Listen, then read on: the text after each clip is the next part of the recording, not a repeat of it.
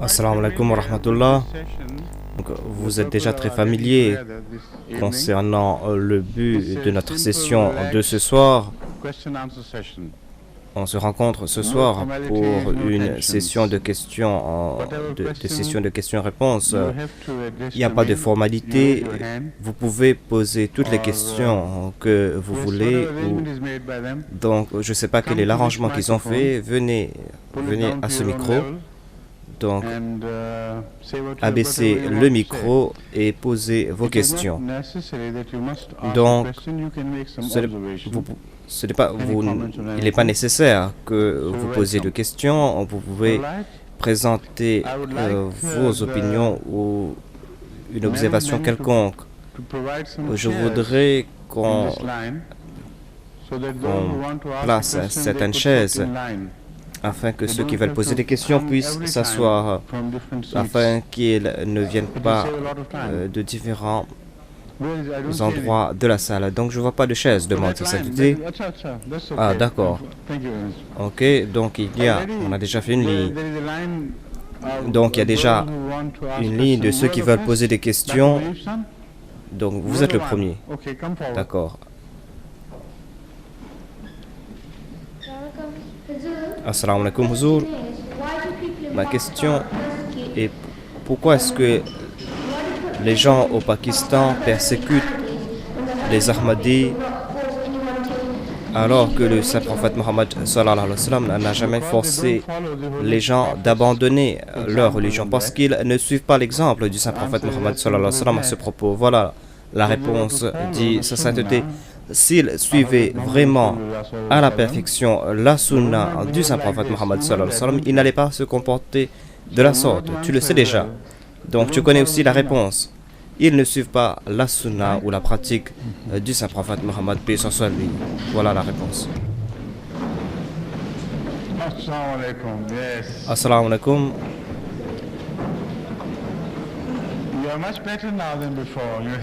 Ça va mieux. Ta santé s'est améliorée, je crois. D'accord. Et quelle est ta question?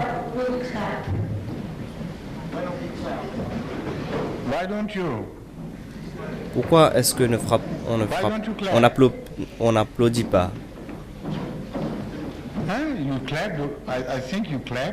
Je crois que tu le fais, non? Demande sa sainteté, essaye. Essaye d'applaudir. Un peu plus fort. Donc tu étais en train d'applaudir, non?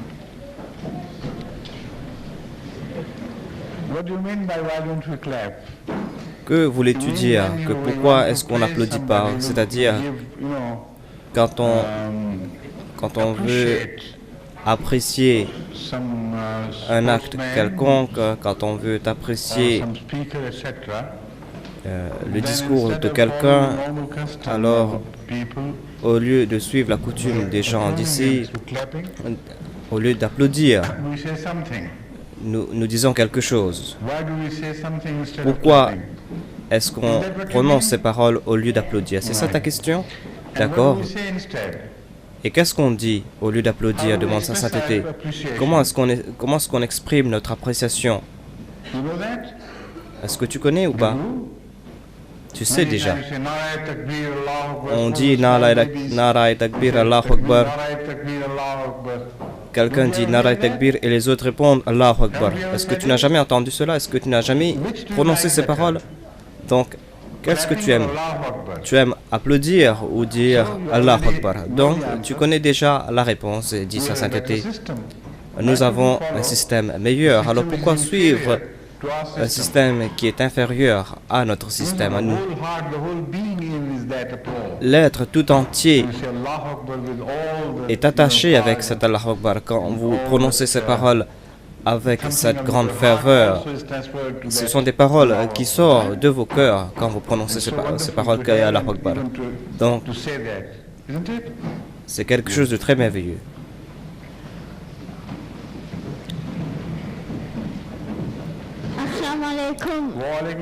Assalamu alaikum. Est-ce que tu connais assez d'anglais pour poser des questions? D'accord.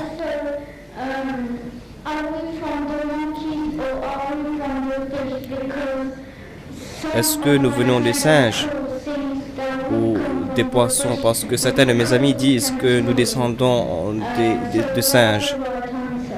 Donc, quelle est la bonne réponse?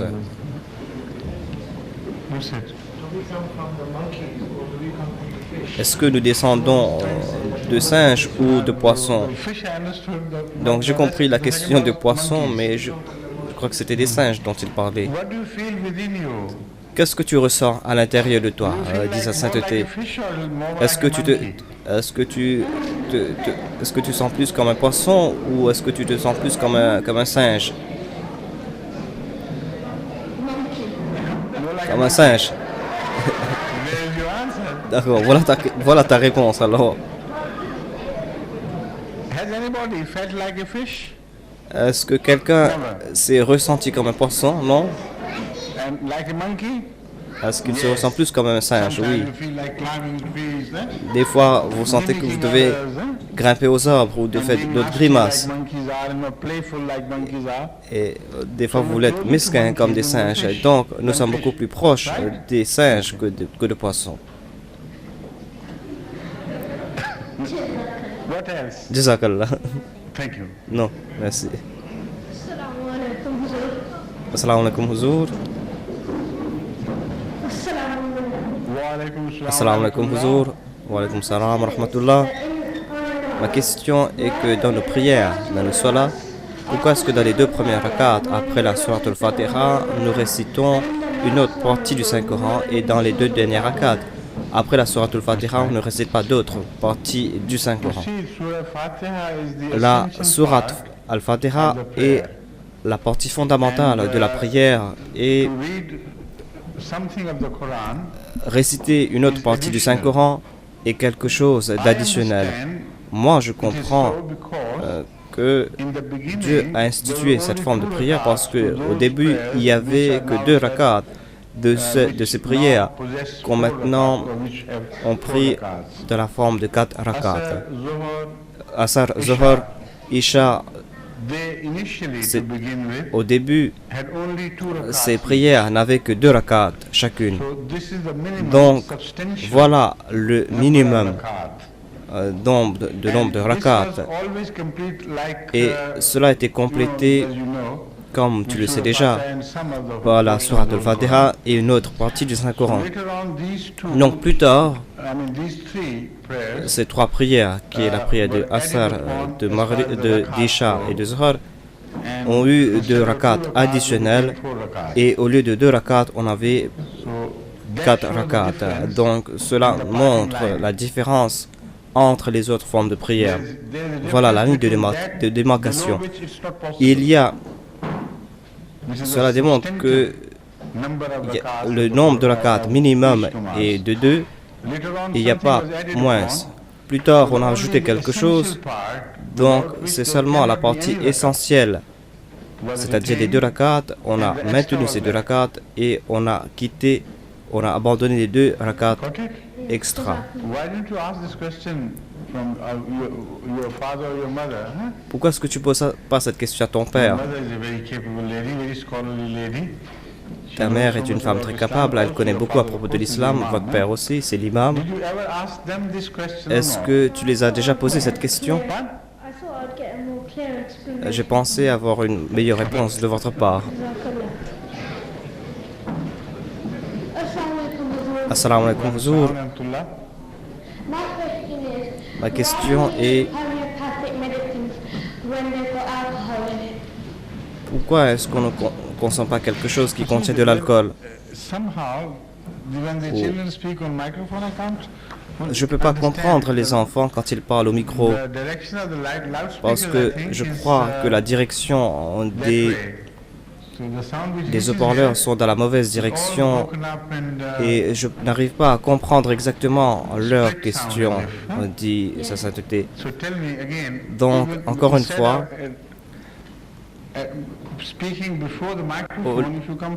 viens devant et pose-moi la question directement, là je te comprendrai. À haute voix.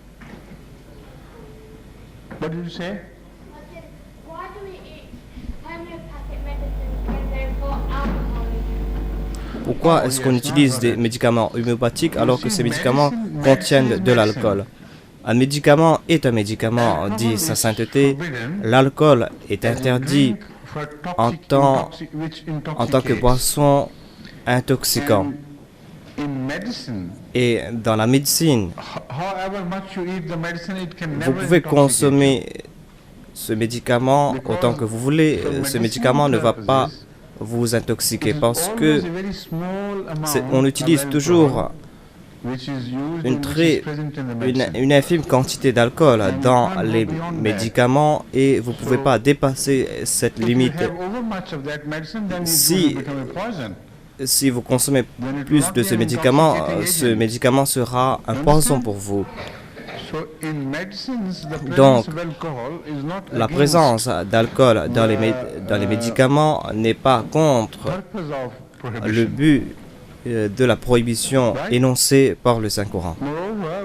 En plus, dans la plupart des cas, quand on donne les médicaments homéopathiques de la forme de gélules, alors que même si on avait utilisé l'alcool pour créer ces médicaments, maintenant il ne reste plus de traces d'alcool dans les gélules où il n'y aura plus d'alcool, il n'y aura que le sucre, c'est tout.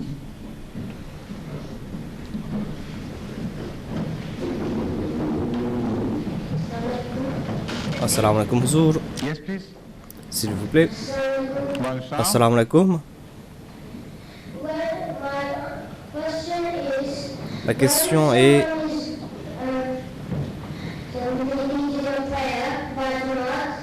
quand quelqu'un dirige la prière et qu'il n'y a que des femmes derrière, qui va faire l'ikama alors? Et l'azan aussi. L'azan, c'est pour la prière par congrégation. L'azan n'est pas lié avec le sexe de l'homme. L'azan s'applique, c'est-à-dire quand vous allez prier en congrégation, vous faites l'azan, ce sera bon. Donc il n'y a pas de mal à donner l'azan. Les enfants peuvent donner l'azan à la maison. Et cela leur accorde l'opportunité d'apprendre à l'azan et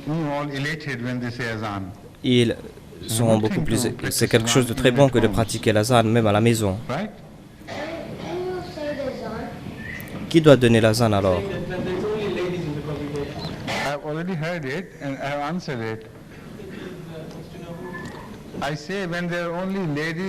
Quand il n'y a que des femmes à la maison,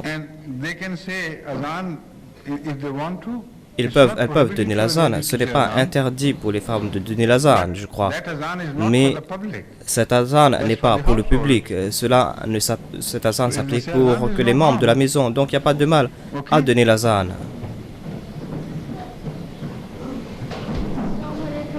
Assalamu alaikum, Huzour. Ma question est, pourquoi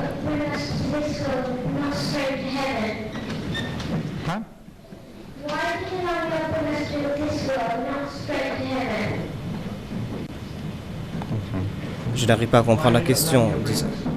Pourquoi est-ce que Dieu nous a apporté sur cette terre? Pourquoi est-ce qu'il ne nous a pas apporté directement au paradis? C'est-à-dire quand à ta naissance, tu devais être transféré directement au paradis. C'est ça ta question?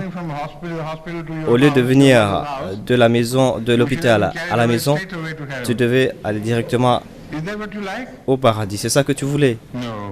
Non, je ne crois pas. Tu as peur de cela, je crois. Vous allez au paradis seulement après la mort, parce que ce n'est pas ce corps qui ira au paradis, ce sera l'esprit qui est confiné à cette terre. C'est l'esprit qui va abandonner ce monde. Le corps sera enterré ou des fois, dans certaines communautés, ce qui quitte cette terre n'est pas le corps, mais c'est l'esprit, c'est l'âme.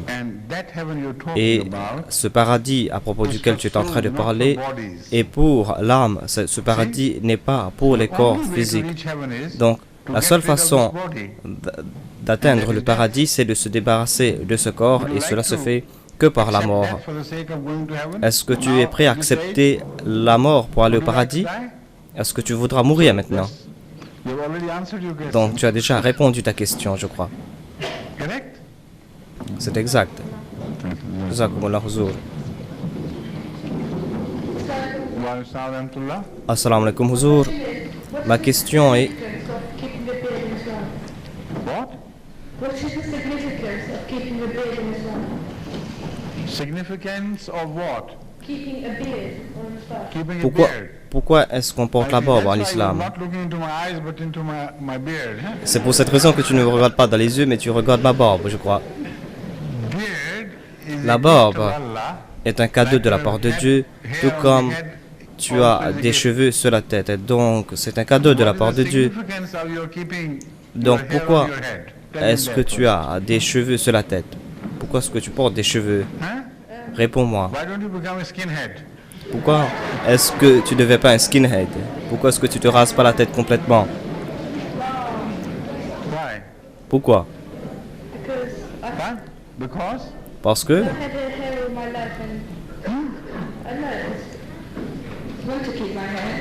que je veux garder mes cheveux.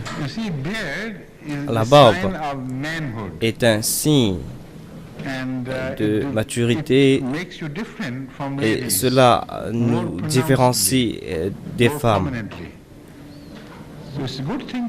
Donc c'est une bonne chose d'avoir une barbe. Et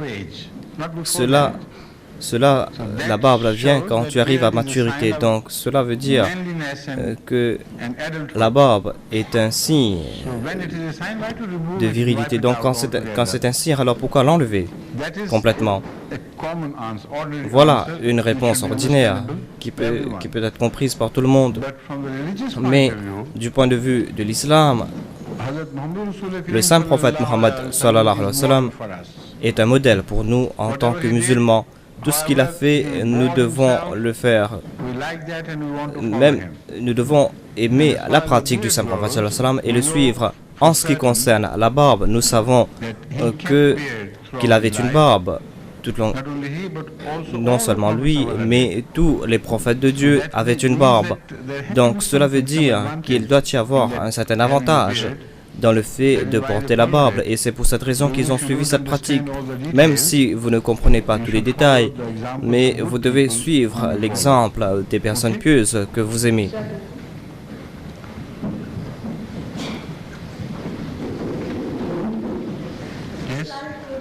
Assalamu alaikum Huzour. La question est, pourquoi est-ce qu'on ne peut pas prier quand on a une image devant nous? Parce que maintenant, les images n'ont pas d'importance, mais puisque c'était une pratique des polythéistes que de faire face à des idoles ou à des images taillées, donc cette similarité devient intolérable pour une personne qui croit dans l'unicité de Dieu. Une personne qui croit et qu'il est certain qu'il doit se courber que devant Dieu, qui croit dans la ilaha illallah Muhammad Rasulullah, c'est-à-dire qu'il n'y a pas personne digne d'être adoré à part Allah. Donc cette image qui est devant lui va détourner son attention et cela va le faire rappeler de ces jours d'ignorance où les gens avaient l'habitude de se courber devant les idoles. C'est pour cette raison qu'il faut les enlever. Jazakumullah.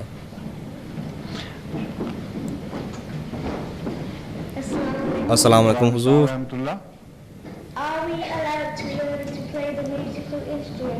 Est-ce que nous avons le droit d'utiliser des instruments de musique? Est-ce qu'on a le droit de jouer des instruments de musique comme le piano, la flûte? Pose cette question à tes parents, dit sa sainteté.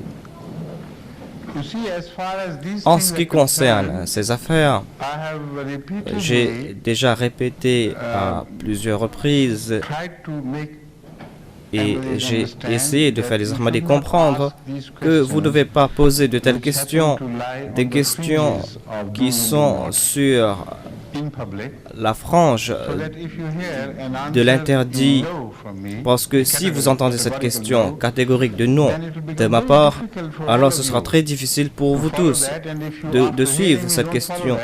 Et si vous ne suivez pas cette injonction, donc ce sera comme si vous êtes en train de me défier moi.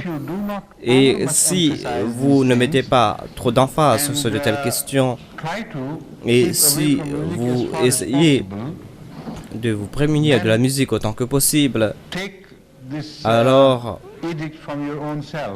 prenez ce verdict de votre propre âme, demandez votre conscience. Est-ce que c'est bon ou est-ce que c'est mauvais en fin de compte? Quand vous réfléchissez dessus, les réponses vont venir de votre conscience et vous allez comprendre. Mais pour l'instant, tu n'appartiens pas à ce groupe, donc je ne vais pas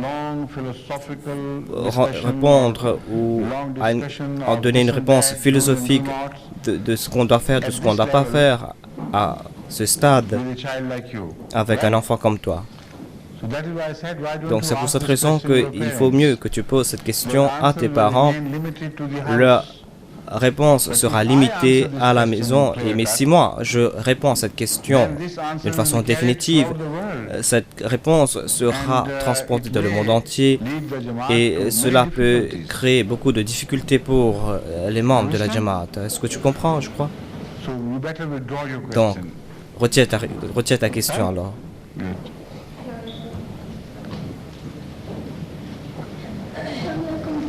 Assalamu alaikum, Huzur.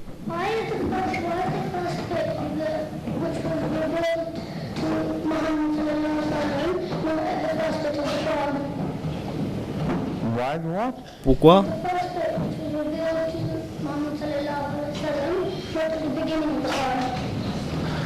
Pourquoi est-ce que la première révélation ne se trouve pas au début du Saint-Coran? Pourquoi est-ce que le Saint-Coran, comme nous le voyons aujourd'hui, n'est pas arrangé chronologiquement dans l'ordre des révélations des versets? Il est dit dans les hadiths que le Saint-Coran a été révélé de temps en temps d'après les demandes de l'époque et d'après les circonstances. Mais ce n'était pas l'ordre permanent des sourates. Donc Gabriel, alayhi salam, c'est-à-dire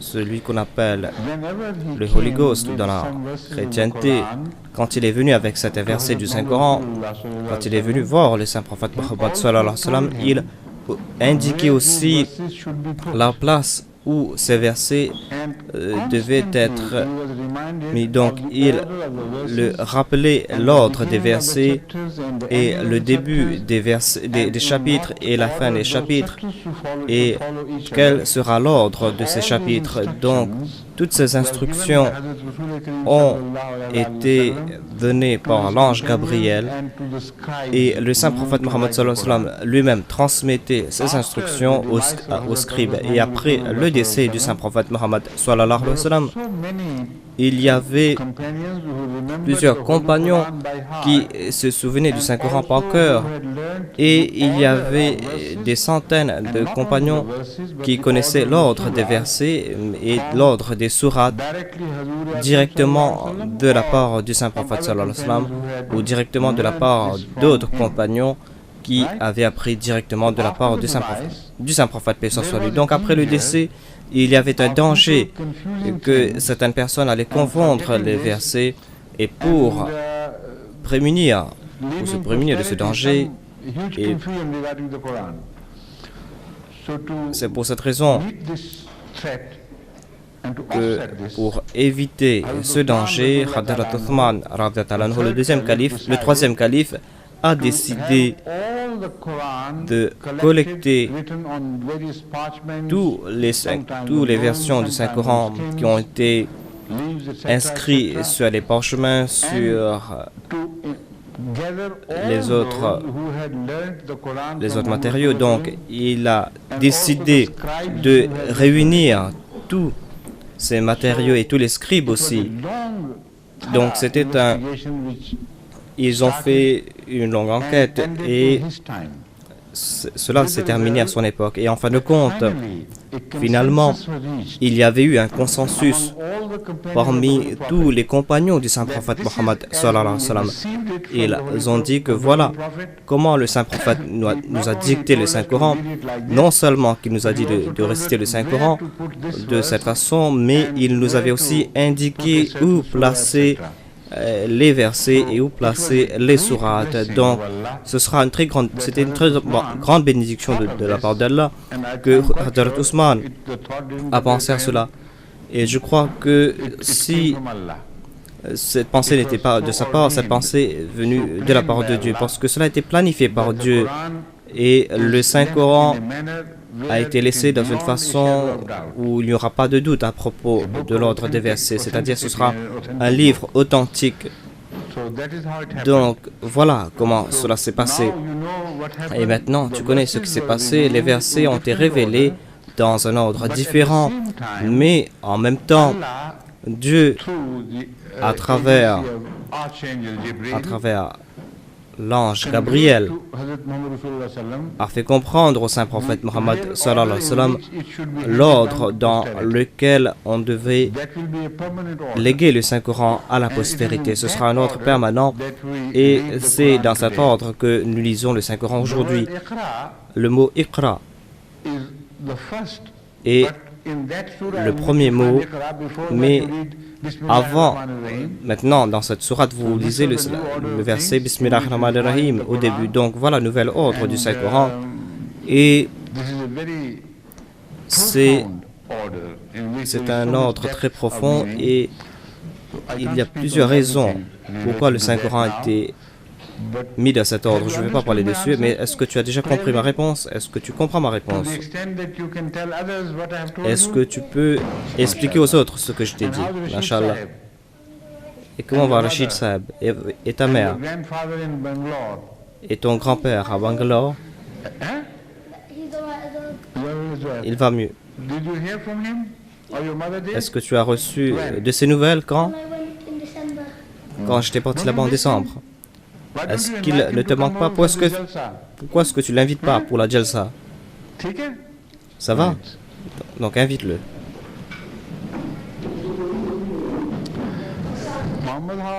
Mohamed, comment vas-tu? Tu es en train de grandir rapidement. Je crois que de jour en jour, tu es en train de grandir. Huzour, pourquoi est-ce qu'un homme peut avoir plus d'une femme? Pourquoi est-ce qu'il peut avoir plus d'une épouse? Est-ce que tu te soucies à propos de ton père? Non.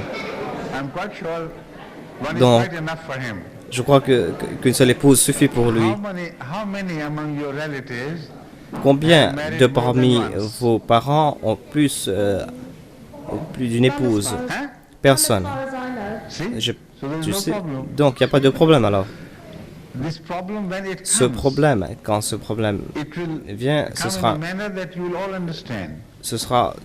tout le monde va comprendre. Des fois, durant certaines guerres, des centaines d'hommes sont tués.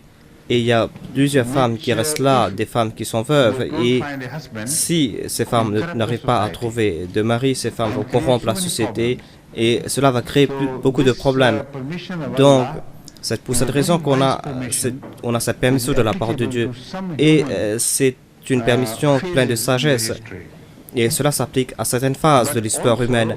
Mais il y a aussi, dans les jours ordinaires, des fois, un homme doit se marier plus d'une fois. Et cela est compris. Quand quelqu'un se marie, les gens vont comprendre qu'il y avait une raison valable pour son mariage, mais la permission en elle-même est pleine de sagesse. Vous pouvez dire à vos amis chrétiens que de ce qui s'est passé durant la Première Guerre mondiale et après la Deuxième Guerre mondiale, En résultat de ces guerres, quand le nombre de femmes s'est amplifié en Europe à cause de la raison que les chrétiens n'avaient pas la permission de se marier plus d'une fois, la société, il n'y avait pas d'équilibre dans la société. Il n'y avait plus un plus grand nombre de femmes que d'hommes. Donc, ces femmes, qu'est-ce qu'elles faisaient, ces femmes qui n'avaient pas de mari? Elles étaient en train de corrompre la société. Elles étaient en train de corrompre les maris de ceux qui étaient mariés. Donc, pratiquement, ces hommes avaient plus d'une femme. Mais en fait, dans ce cas-ci, ce n'était pas légal. Donc, la question, est-ce que vous avez le droit d'avoir des femmes légales ou des femmes illégitimes? Donc, les femmes légitimes sont meilleures. Et ce sera le meilleur. Donc, j'espère que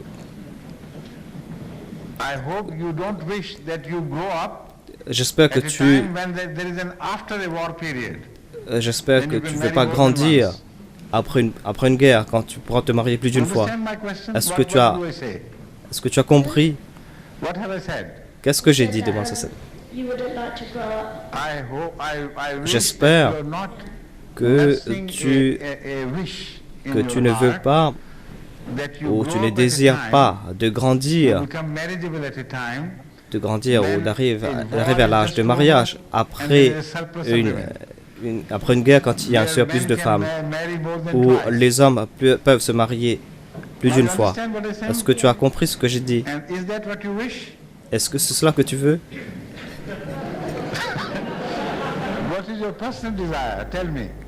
Qu'est-ce que tu veux, toi? Pourquoi est-ce que tu as posé une telle question à ton âge? Voilà mon étonnement, parce que tu m'as dit que il n'y avait personne dans ta famille, de ta grande famille, qui s'est marié 2 fois. Et maintenant, il y a un équilibre. Il y a un équilibre entre le nombre de femmes et d'hommes. C'est exact. Donc, pourquoi est-ce que tu as posé cette question et tu es très jeune?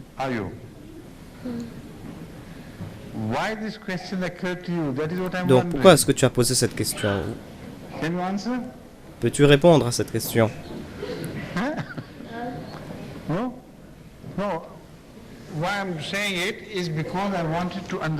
Je pose cette question parce que je veux comprendre.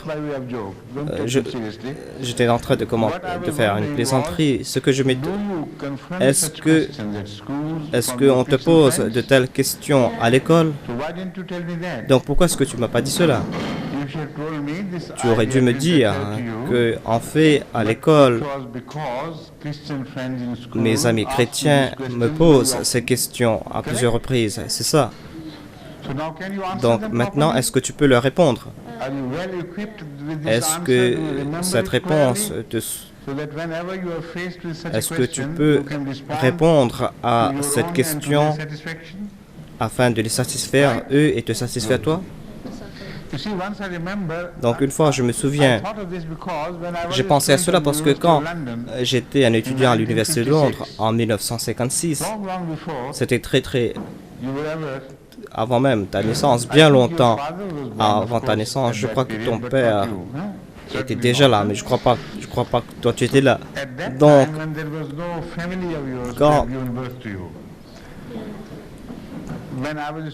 quand j'étais un étudiant à l'Université de Londres, nous, les étudiants musulmans, on était confrontés à de telles questions et des fois, certains non-musulmans essayaient de taquiner les musulmans, ils faisaient des plaisanteries. Et une fois, je me souviens qu'un musulman à l'université était confronté à une telle plaisanterie. Il a dit, moi, donc la réponse était, moi, je crois que tu as forefathers. Donc, le mot forefathers en anglais veut dire les grands-parents. Donc, c'était une réponse rapide. Ce qu'il voulait dire que ici, vous vivez dans une société où il y a une grande promiscuité, où les hommes et les femmes peuvent se rencontrer facilement. Donc, quand je dis forefathers, cela n'est pas une plaisanterie, mais c'est une grande allégation. Donc, c'était une réponse à une question mesquine, mais c'était une réponse pleine de sagesse. Les faits restent que dans ces sociétés en Occident, où ils ne donnent pas la permission aux hommes de se marier plus d'une fois, quand il y a des situations où il y a un plus grand nombre de femmes, alors des deux côtés on se rencontre librement et ce n'est pas une question d'homme d'avoir plus d'une épouse, plus d'une femme, mais il y a les femmes aussi n'hésitent pas à avoir des relations extra-conjugales. Donc, toute la société est corrompue. C'est un autre aspect sur lequel je voudrais attirer votre attention. Si il y a de tels débats à l'école, tu peux pointer dans cette direction aussi. Tu peux pointer vers ce mal qui existe dans la société. Merci.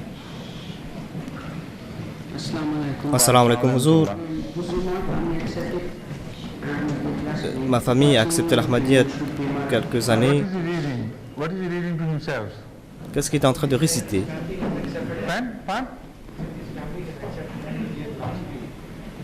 Sa famille a accepté l'Ahmadiyya la semaine dernière.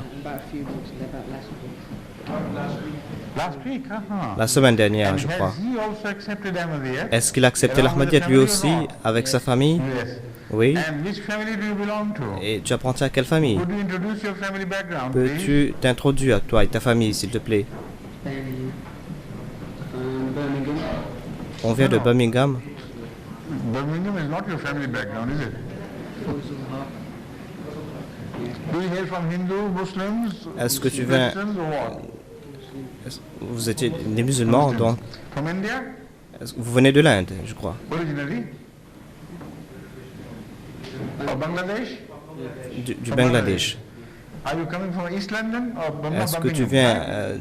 viens de So Birmingham? when did Donc, last week your family became Ahmadi c'était Muslim, la semaine all dernière together, que vous tous vous avez accepté l'Ahmadiyya. Now, what's Donc, your question, please? quelle est ta question, s'il te plaît? What, in your opinion, should be not heard to become a good Ahmadi Muslim? Donc, que dois-je faire pour devenir Yes. un bon Ahmadi? You see, the priority of every Muslim La priorité de chaque musulman est la même. the priority of every Ahmadi. Et les musulmans et les Ahmadis ont les mêmes priorités parce que nous sommes des musulmans. Donc, tu dois comprendre que tu n'as pas changé de religion. Tu as changé ta compréhension de cette religion. Voilà donc les faits. Avec le but que tu dois devenir un meilleur musulman. Donc, ta priorité en tant qu'Ahmadi, c'est de pratiquer l'islam, tout comme tu crois en islam. Est-ce que tu comprends? Si auparavant tu ne priais pas 5 fois par jour, si auparavant tu ne récitais pas le Saint-Coran, si tu n'avais pas de désir de comprendre le message de Dieu dans le passé, maintenant, après avoir accepté l'Ahmadiyya, tu dois être attentif vers ces manquements. Tu dois te réformer maintenant. Donc, sois toujours en contact avec les murabbis, c'est-à-dire avec les missionnaires, ou sois toujours en contact avec la Khuddam al-Ahmadiyya et avec les autres aînés de la Jamaat. Et essaye tout d'abord d'apprendre plus à propos de l'islam. Si tu ne connaissais pas les significations des prières que tu récites 5 fois par jour, alors fais un effort. Tu dois commencer à apprendre la traduction du Saint-Coran. Il est très important pour chaque Ahmadi, pour chaque enfant, et jeune et vieux, de comprendre ce qu'il est en train de dire ou de prononcer devant Dieu. Quand dans chaque rakat des 5 prières, tu dis quelque chose. Donc que veut dire ces paroles? Et si tu ne comprends pas ce que tu es en train de lire, alors ce sera qu'une simple formalité que tu es en train d'accomplir. Cela ne va pas te faire progresser parce que tu ne sais pas ce que tu es en train de réciter. Donc il est très important, et en répondant à ta question, je suis en train de m'adresser à tous les enfants, c'est-à-dire je leur dis qu'ils doivent comprendre les significations de la Salah, ils doivent comprendre ce que veut dire Alhamdulillah et les autres sourates. Ils doivent comprendre ce que veut dire Allahu Akbar, Sami Allahu liman hamida et toutes les paroles qu'on prononce durant la prière. Une fois que vous avez compris, quand vous allez vous mettre devant Dieu, vous devez vous concentrer sur les significations des paroles que tu es en train de prononcer. Et c'est là que tu vas commencer ton programme d'éducation, parce que le meilleur enseignant pour un musulman, c'est la prière, c'est la Salah. Et en plus de cela, tu dois essayer d'apprendre à réciter le Saint-Coran directement de l'arabe. Et ensuite, tu dois progresser dans ta quête. C'est-à-dire, je vois que beaucoup de personnes ici en Europe, ils se contentent de lire la traduction du Saint-Coran parce que ces traductions sont là, dans la langue anglaise ou dans la langue française. Mais cela ne suffit pas. Une traduction n'est jamais parfaite. Il est impossible pour un traducteur de donner toutes les significations d'un verset, alors que le message original contient plusieurs messages. Donc, il est très important pour les Ahmadis, surtout vous, qui êtes très jeunes, d'essayer d'apprendre le Saint-Coran directement de l'arabe, du texte arabe. Et ensuite, vous devez progresser. Ce n'est pas difficile, ce n'est pas une tâche difficile. Si vous consacrez un peu de temps quotidiennement d'après vos capacités, et si vous vous attachez à cette routine, et si vous êtes constant, alors Inch'Allah, après quelques années, votre connaissance va augmenter et vous serez beaucoup plus content en tant que musulman, et vous allez comprendre, vous serez familier avec les versets du Saint-Coran, vous serez amoureux du Saint-Coran. Sinon, comment est-ce que tu peux être amoureux de quelque chose dont tu ne connais pas? Donc, être amoureux du Saint-Coran demande que vous ayez une relation directe avec le Saint-Coran, et vous devez comprendre les significations, vous devez être en contact avec le Saint-Coran matin et soir. C'est un long programme, c'est un long processus, mais je voudrais vous donner cette tâche de réciter le Saint-Coran quotidiennement et de débuter la journée avec la récitation du Saint-Coran. Même si vous pouvez réciter que quelques versets du Saint-Coran, cela peut se faire. Même si tu as que 5 minutes, dédie ces 5 minutes à la récitation du Saint-Coran, et n'oublie jamais de réciter le Saint-Coran durant ces moments. Donc, petit à petit, quand tu seras beaucoup plus familier avec le Saint-Coran, quand tu comprendras ces versets, tu vas progresser, et ensuite tu vas allonger le temps. Il y a certaines personnes qui récitent la moitié d'une partie du Saint-Coran. Le Saint-Coran est divisé en 30 parties, donc certaines personnes récitent la moitié d'une partie du Saint-Coran quotidiennement, et ils terminent la récitation du Saint-Coran en 60 jours. Certaines personnes récitent une partie du Saint-Coran quotidiennement et terminent la récitation du Saint-Coran dans 30 jours. Mais à toi, même si tu fais un huitième d'une para, c'est-à-dire 2 rukus, cela peut suffire. Donc, voilà le deuxième programme que je suggère. Et ensuite, essaie de comprendre la différence entre les Ahmadis et les autres musulmans. Quelle est la différence de compréhension entre nous et les autres? À la base, c'est la question de la vie et la mort de Jésus-Christ. Est-ce que Jésus-Christ est vivant au ciel et est-ce qu'il attend quelque part pour descendre plus tard sur cette terre? Ou est-ce qu'il est décédé comme les autres prophètes de Dieu? Est-ce qu'il est retourné vers Dieu pour ne plus retourner sur cette terre? Voilà la première question. Tu dois être familier avec cette question. Et comme tu le sais déjà peut-être, tu es l'Ahmadi, tu le sais déjà peut-être que nous croyons en tant qu'Ahmadi que Jésus-Christ est décédé comme les autres prophètes, tout comme le saint prophète Mohammed, paix soit lui. Donc, il n'était pas assez spécial aux yeux de Dieu que le saint prophète doit mourir et lui, il ne devait pas mourir. Donc, il est décédé comme les autres prophètes, mais il n'est pas décédé sur la croix. Voilà la différence entre nous et les autres musulmans. Voilà ce qui s'est passé avec Jésus-Christ. Donc, tu dois comprendre, tu dois essayer d'apprendre du Murabi ou des autres Ahmadis les arguments en faveur de nos croyances. Tu dois comprendre cela du Saint-Coran et des hadiths et tu dois être sûr de tes croyances et des preuves que tu as en ta faveur que quand un non-Ahmadi va te poser cette question, si il te pose des questions, pourquoi est-ce que tu crois dans l'Ahmadiyya, tu dois être capable de les répondre. Si tu es satisfait toi-même, alors tu pourras les répondre facilement et eux aussi seront satisfaits de ta question, de ta réponse plutôt. Donc c'est un long programme. Et généralement, tu dois changer ton comportement. Ils doivent comprendre que tu es noble maintenant, que tu es un vrai ambassadeur de l'islam. Merci.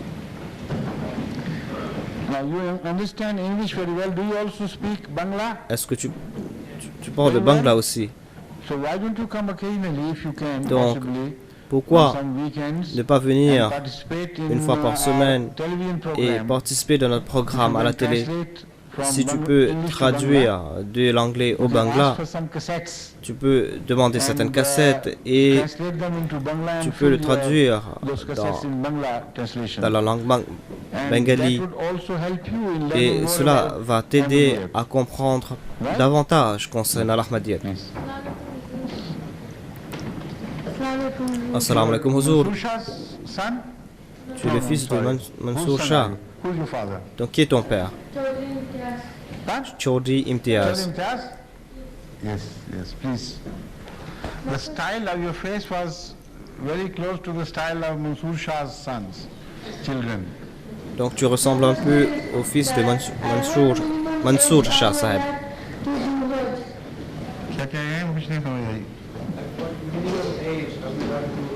À quel âge on peut accomplir le pèlerinage? Donc, il n'y a pas d'âge minimum en ce qui concerne les pèlerinages optionnels. En ce qui concerne le Hajj obligatoire, c'est-à-dire obligatoire pour tous les musulmans qui ont la possibilité de le faire une fois durant leur vie, si le voyage est possible et s'ils ont les moyens de le faire. Donc, cela s'applique à l'âge adulte, c'est-à-dire quand tu arrives à l'âge de la majorité, quand tu es un adulte qui doit répondre de ses actions. Donc c'est là que ce Hajj est obligatoire. Avant cela, c'est optionnel. Même un enfant qu'une mère porte peut accomplir le Hajj. Est-ce que tu veux faire le pèlerinage? Demande sa sainteté. Est-ce que tes parents ont un plan pour partir faire le pèlerinage? Donc, quand ils partiront, alors toi aussi, accompagne-les.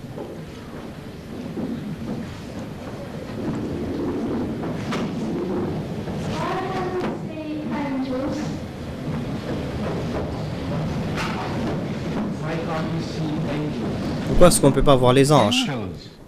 Les anges, demande sa sainteté. I'm seeing an angel. Moi, je vois un ange devant moi. You are an angel. Tu es, to me. tu es un ange pour moi. Innocent person. Un enfant innocent. You are of an age group where you don't commit Tu es un any âge crime, any où sin. vous ne commettez pas de crime So ou this de is péché. angelic, isn't it? Donc, All c'est là une children vie are like angélique. angels. Donc, tous les enfants sont comme des anges. Good children, I mean. Des bons enfants, je veux dire. The nasty, mischievous children are not angelic at all. Les enfants mesquins ne sont pas angéliques, mais toi, tu ressembles à un ange. Donc, je vois un ange devant moi et toi, tu ne vois pas d'ange, je crois. Donc, je vais répondre à ta question directement. La vraie question, je veux dire, les anges sont, ne sont pas physiques comme nous, ne sont pas faits du même matériel. Notre physique est différent et nous sommes opaques. Et quand quelque chose est opaque, quand il n'est pas transparent, cela veut dire que la lumière ne peut pas le traverser. Et la lumière est réfléchie. Voilà comment vous commencez à voir les images.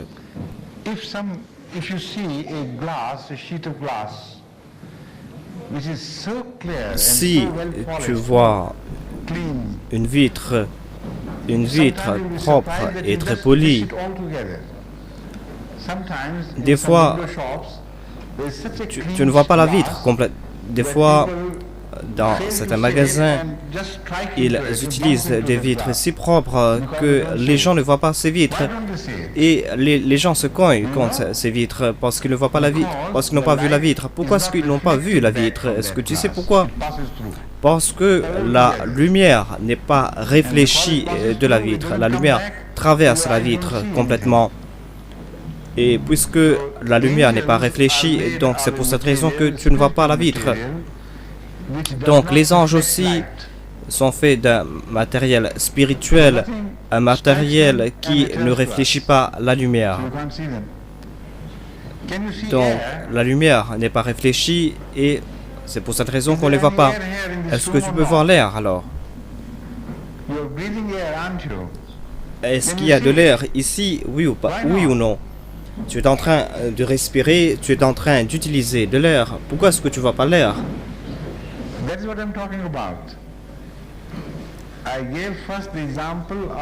Donc voilà ce que je suis en train de dire. J'ai donné l'exemple d'une vitre. Maintenant, nous allons nous tourner vers l'air. L'air qui se trouve là, ici et partout. L'air est visible quand il y a seul de la poussière. Et là, en fait, tu vas voir la poussière et pas l'air. Mais quand l'air est propre et limpide, tu ne vois pas l'air du tout. Mais l'air est déjà là. L'air est là, l'air est présent.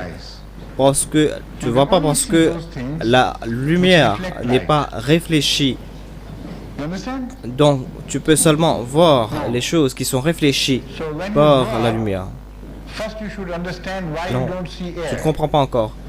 Quand tu vas grandir, tu dois comprendre d'abord pourquoi est-ce qu'on ne voit pas l'air. Est-ce que tu comprends cela? Est-ce que tu sais ce que je veux dire à propos de l'air? Donc tu bouges la main. Ce que tu es en train de respirer, c'est ça l'air.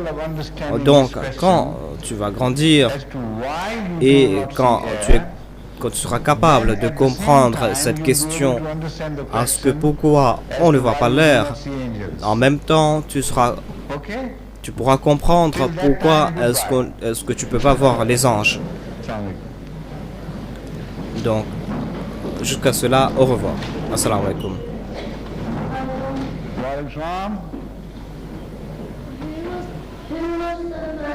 Assalamu alaikum.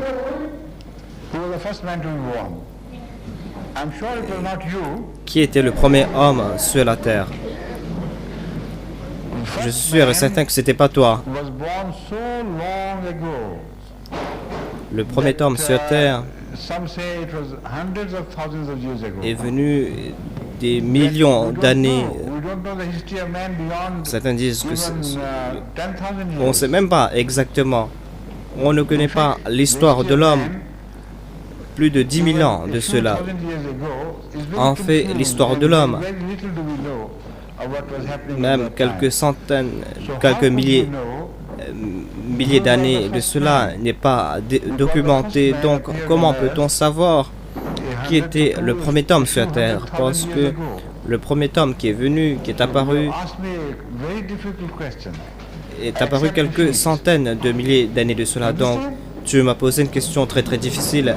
J'accepte la défaite.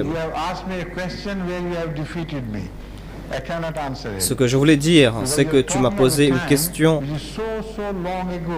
que je ne peux pas répondre, parce que tu parles d'une époque qui est très très éloignée de nous.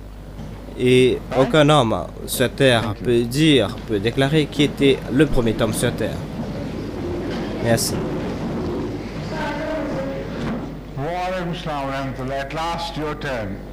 Assalamu alaikum, Huzour. Wa alaikum salam. Enfin, je crois que le dernier c'est lui.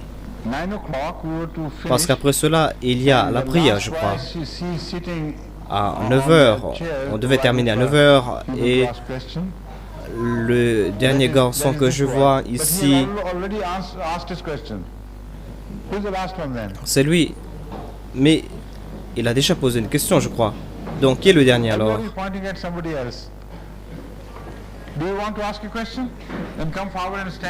Chacun peut entrer dans... Est-ce que tu veux poser une question? Alors, mets-toi debout derrière lui. Toi aussi, tu peux poser une question alors.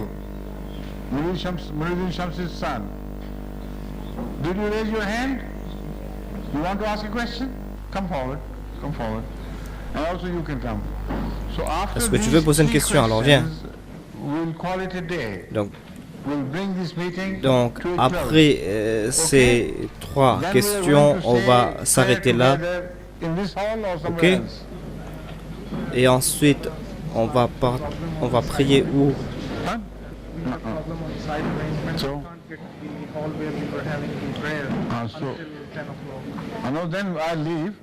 We'll say the prayer there at the mosque. Yes? I'm doing some research on the solar system. I heard that NASA said that the Earth moves around the sun. But I need to know what the ground and... Tell me what he says, please. He said, I'm doing a research on the solar system. Il dit que je suis en train de faire une recherche à propos sur le système solaire. Donc, il est très intelligent, je crois. On sait que la Terre tourne autour du Soleil.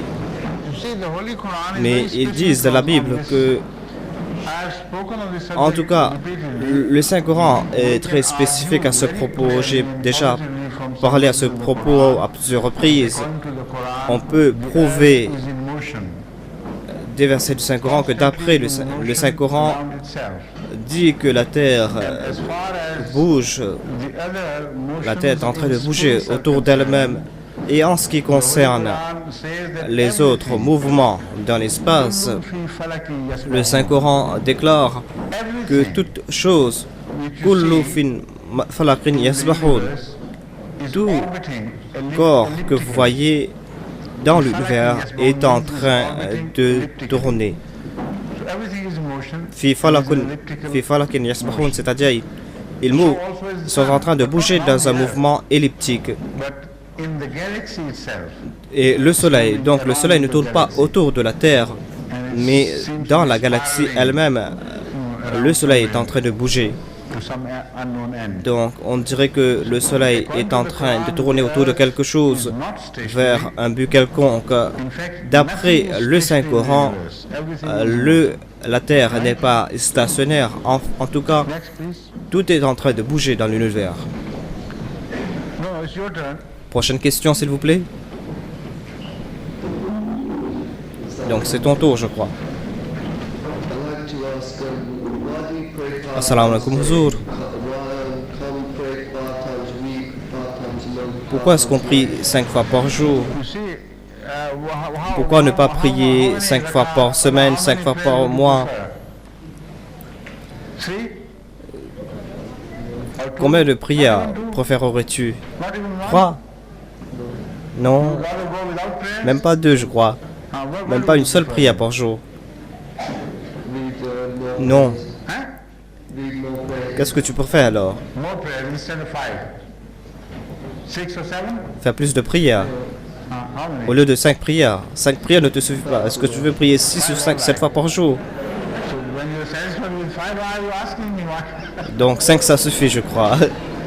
Donc quand tu es satisfait, alors pourquoi me poser cette question? Your question will still raise its head. Why this Donc number? tu So that means the question is absurd. peux poser pourquoi ce chiffre? God has fixed the Donc number. cela veut dire que la question est absurde parce que tu vas toujours poser cette question.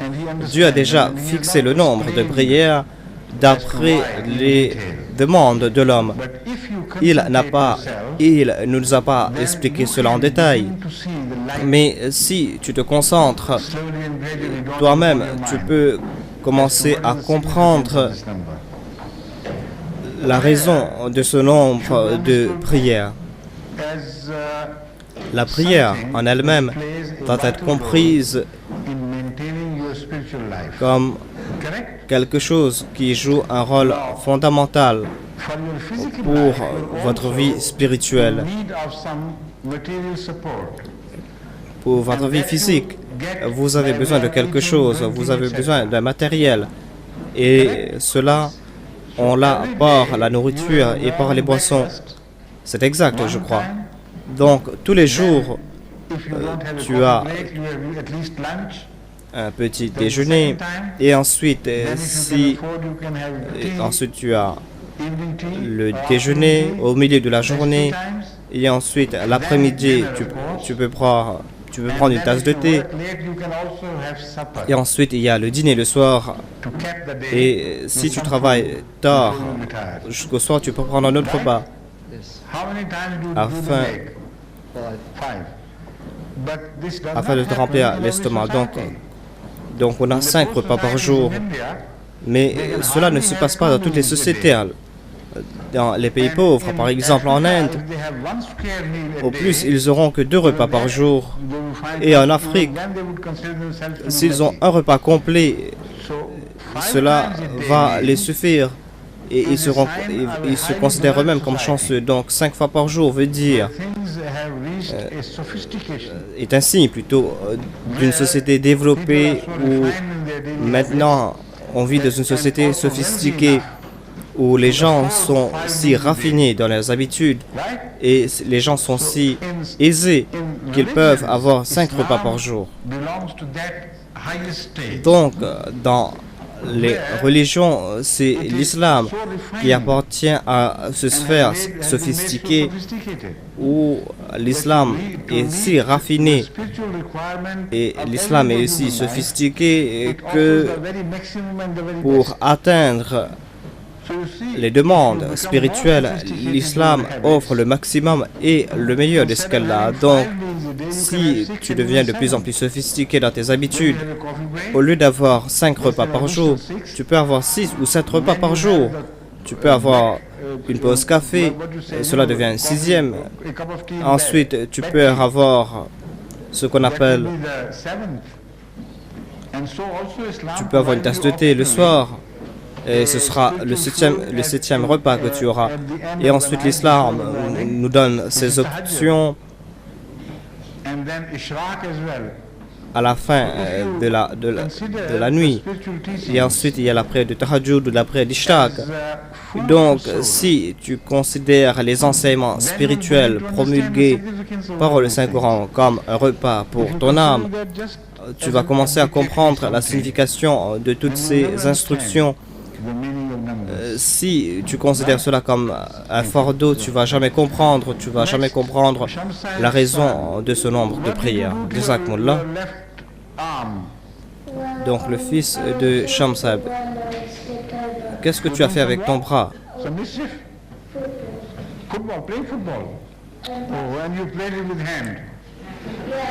Tu étais en train de jouer au football. Et tu as joué au foot avec la main, je crois. Very sad indeed. Et tu as cassé ton bras. So tell me, what your question is, please?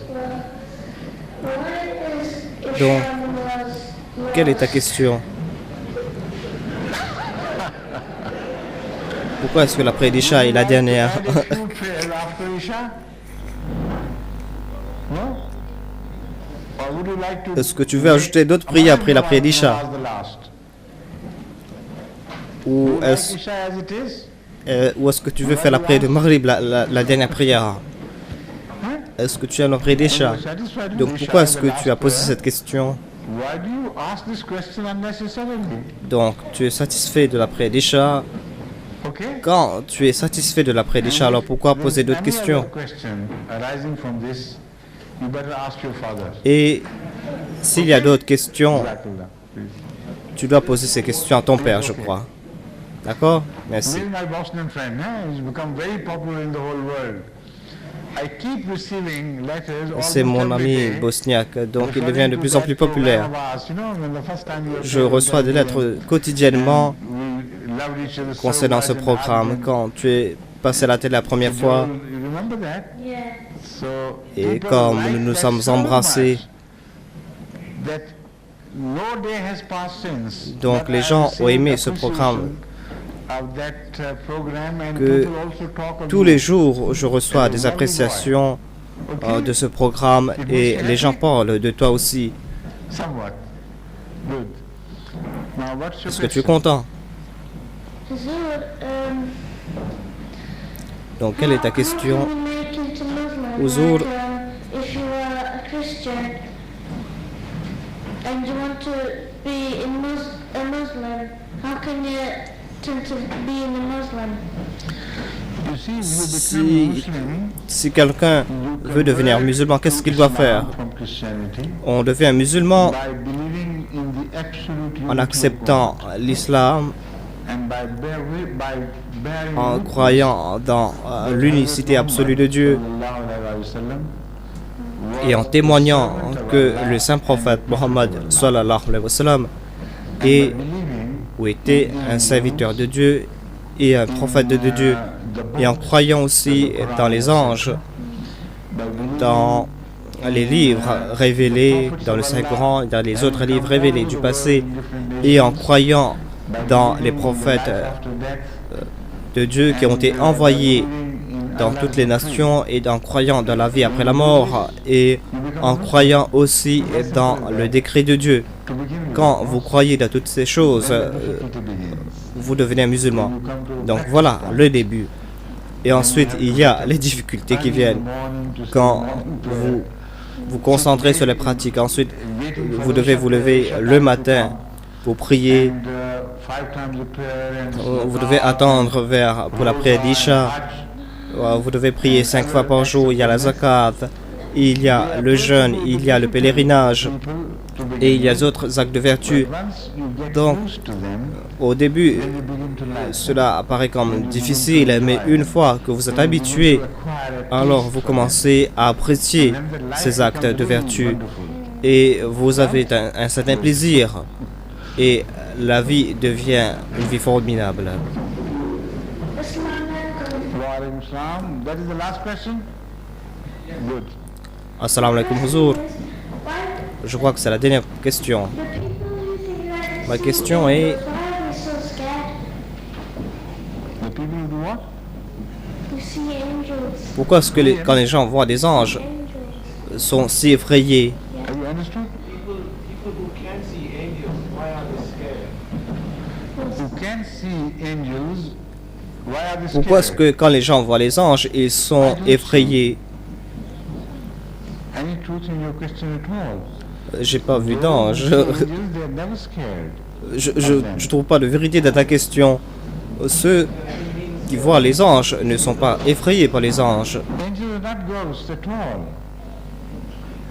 Je crois qu'il voulait dire les fantômes. Les fantômes ne sont pas des anges. In fact, are non-existent. Donc, ne confonds pas les fantômes. En fait, les fantômes n'existent pas. Gossip.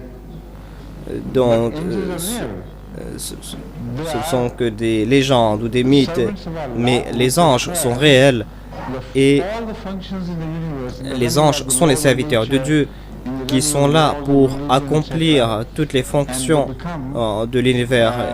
Ils sont là pour faire marcher la machinerie de la nature et de la religion. Donc, ils sont les intermédiaires entre l'homme et Dieu quand Dieu veut envoyer les messages sur terre. Donc, non seulement comme ils n'agissent pas comme des serviteurs ou comme des intermédiaires, mais ils accomplissent d'autres actes de vertu. En fait, votre vie est supportée par les anges. Tu es protégé des calamités ou des dangers ou des accidents par les anges. Et les anges sont bons. Les anges ne sont pas mauvais. Est-ce que tu as compris? Donc, ne sois pas effrayé des anges. Mais tout le monde ne voit pas des anges.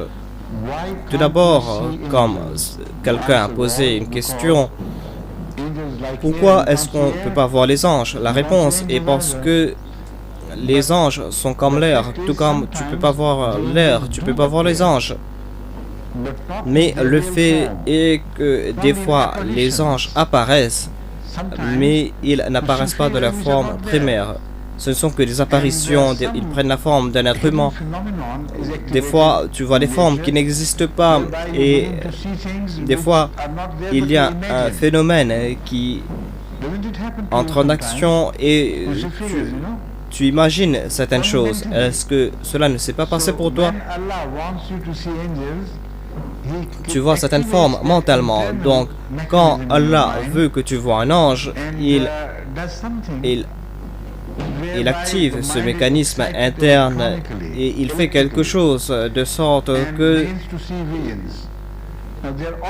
l'esprit est excité électriquement et l'esprit commence à voir les visions. Ce ne sont pas des hallucinations, ce sont des visions organisées, et à travers ces visions, tu commences à voir des anges. Les anges non pas de leur forme primaire, mais comme des formes, comme les autres formes. Donc, tu deviens de plus en plus familier et tu entends leurs réponses. Sinon, s'ils sont absents, ton désir d'être en contact n'est pas satisfait.